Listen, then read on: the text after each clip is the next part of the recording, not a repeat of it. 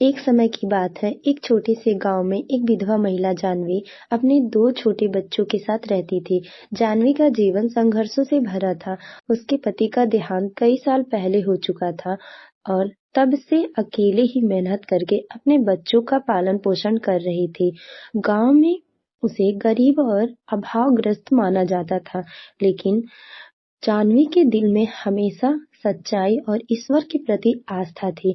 उसकी मेहनत और विश्वास ने उसे कई कठिनाइयों से भी संभाल रखा था।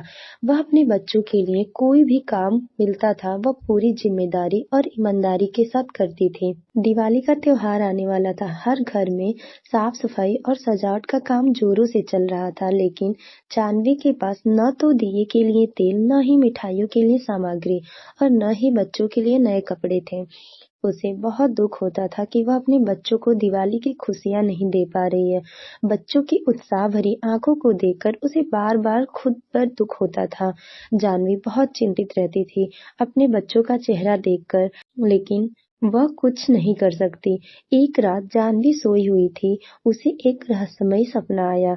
दिवाली के करीब आने के कुछ दिन पहले एक रात जानवी एक सपना देखा। उसने देखा कि एक वृद्ध महिला, जिनका चेहरा अत्यंत शांत और दिव्य था, सफेद कपड़े पहनकर उसके सामने खड़ी थी। वृद्ध महिला ने उसके सिर पर हाथ फेरते हुए कहा, बेटी, अब तुमने बहुत मेहनत की है और तुम्हारा ईश्वर पर विश्वास भी अडिग है। तुम दिवाली की रात को गांव के एक पुराने पीपल के पेड़ के पास जाना, वहां तुम्हारे लिए एक आशीर्वाद रखा गया है। यह कहते हुए वृद्ध महिला धीरे धीरे हवा में विलीन हो गई। सुबह जानवी की आंख खुली तो उसे लगा कि यह सपना कुछ खास था। उसने मन में एक उत्सुकता और हल्की सी उम्मीद जगी। शायद सच में कुछ चमत्कार हो सकता है, लेकिन फिर भी उसने सोचा कि ये एक सपना मात्र, कैसे यकीन किया जा सकता है।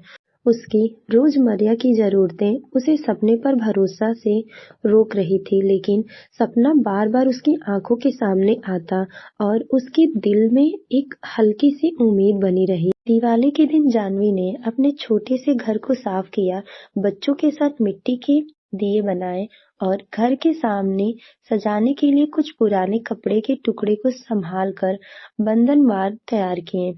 बच्चों के चेहरे पे थोड़ी सी खुशी देखकर जानवी के दिल में को थोड़ी सी राहत मिली।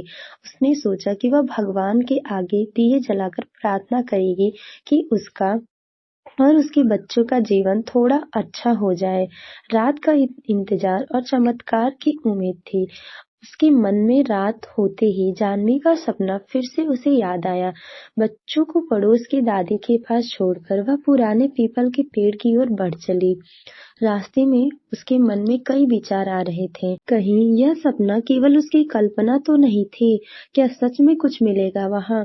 जानवी उस पुराने पीपल के पेड़ के पास पहुंची तो उसने वहां चारों ओर देखा। वहां का सन्नाटा और रहस्यमय माहौल उसे अजीब लगा।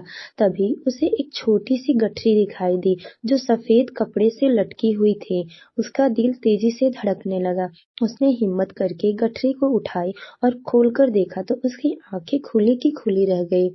उसमें सोने के कुछ सिक्के और एक चिट्ठी थी। जानवी ने चिट्ठी को खोलकर पढ़ा। उसमें लिखा था, बेटी, यह आशीर्वाद उन लोगों का है जो मेहनत और ईमानदारी से अपना जीवन जीते हैं। यह धन केवल तुम्हारे परिवार की जरूरतों को पूरा करने के लिए है। इसे संभाल कर खर्च करना और हमेशा मेहनत करते रहना। याद रखना, यह आशीर्वाद उसी का फल है जो सच्चाई और ईश्वर पर विश्वास रखता है। जानवी की आंखों में आंसू बहने लगे। उसे विश्वास नहीं हो रहा था कि उसके साथ ऐसा चमत्कार हुआ है। उसे लगा जैसे उसकी सारी मुश्किलें हल हो गई हों। उसने मन ही मन उस वृद्ध महिला को धन्यवाद किया और भगवान से प्रार्थना की कि उसकी खुशियों का ठिकाना नहीं था। जानवी ने एक नई शुरुआत की और उसकी आस्था की जीत हुई। अगले दिन जानवी ने उस धन का उपयोग बच्चों के लिए नए कपड़े, मिठाइयाँ और घर की जरूरतों का सामान खरीदने में किया। उसने बच्चों के साथ दिवाली का त्योहार मनाया और सबको खुशियाँ बांटी।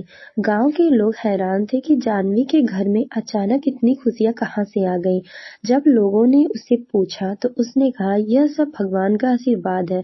इस घटना के बाद जानवी की आस्था और मजबूत हो गई। वह जान गई कि सच्चाई और मेहनत का फल हमेशा मिलता है। है। उसके जीवन में आया यह चमत्कार केवल उपहार नहीं था, बल्कि एक सीख थी कि कभी भी कठिनाइयों में हार नहीं माननी चाहिए और ईमानदारी से संपूर्ण निष्ठा के साथ अपने कर्तव्यों को पूरा करना चाहिए। आरजे की आवाज की तरफ से आप लोगों को happy Diwali. Thank you for watching my video and ये स्टोरी आप लोगों को पसंद आया तो प्लीज सब्सक्राइब माय चैनल।